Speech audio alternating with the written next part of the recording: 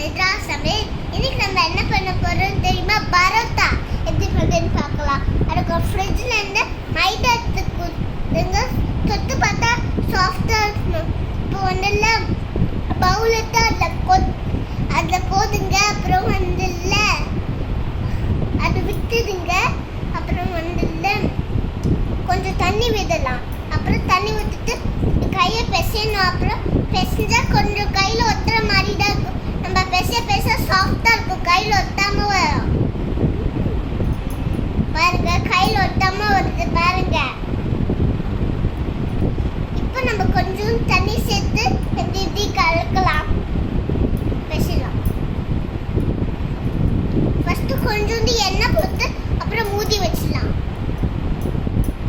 நான் கரெக்டாக பண்ணுறேன்ப்பா.